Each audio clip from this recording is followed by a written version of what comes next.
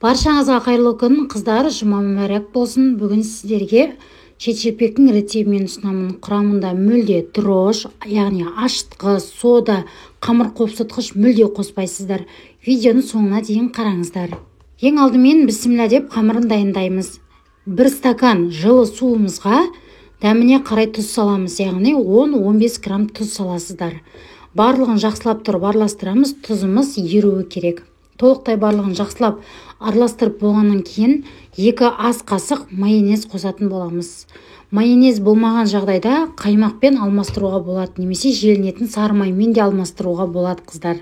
Барлығын жақсылап араластырып болғаннан кейін електен өткізілген ұнымызды 3 бөлікке бөліп, жұп-жұмсақ қамырымызды илейміз. Қыздар, қамыр қатты болып қалмасын, сол себепті ұнды бірден қоспаңыздар. 2-3 бөлікке бөліп қосып, жұп-жұмсақ қылып қамырымызды толыққанды иіліп шығатын боламыз. Иленген, ие қанған қамырды міндетті түрде столдың үстіне ары-бері тағы да иен қандырып барып, бетін жауып 5 минутқа қалдырып қойыңыздар. Қамыр өзі ие қанып ретке келуі керек. 5 минут өткеннен кейін қамырымызды алып, үстіне ұн сеуіп, рулет сияқты орап, содан кейін барып бөліктерге бөліп кесетін боламыз. Осы кезде міндетті түрде ұн пайдаланыңыздар.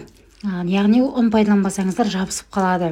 Көп қоспаңыздар, бөліктерге бөліңіздер. Менде осы дайындаған граммен 7 шелпек шықты. Дәл осы видеодағыдай сәл үлкен қылсаңыздар да, орташа қылсаңыздар да, ол өз еріктеріңіз. Мен сәл үлкендеу 7 шелпек дайындап шықтым. Жайып болғаннан кейін қолмен осылай ұнын келтіріп, сілкіп жіберіңіздер. Яғни ұны қалмау керек қамырда. Толыққанды барлығын жайып болғаннан кейін міндетті түрде, қыздар, қызып тұрған майға салыңыздар. Отымыз қатты жоғары жылдамдықта, майымыз қатты қызып тұру керек. Салғаннан кейін шанышқының көмегімен шетін, ортасын жақсылап тұрып басыңыздар. Басқан сайын біздің қамырымыз жоғарыланып көтеріле береді. Шамамен, қыздар, 2-3 минутта толыққанды піседі. Піскен кезде енді әркімнің оты әртүрлі, майы әртүрлі, сол себепті асты қызарғаннан кейін екінші бетіне ауыстырасыздар. Міндетті түрде шелпегіміз піскеннен соң қағаз сүлгіні қойып қоюды ұмытпаңыздар. Артық майды сорып алады. Бұл майға піскен шелпек болғаннан кейін міндетті түрде әрине май болады. Дәл осы видеодағыдай екі шетінің барлығын толықтай пісіріп алыңыздар. Өте оңай, жасалу жолы да оңай. Міндетті түрде осы шелпекті жасап көріңіздер.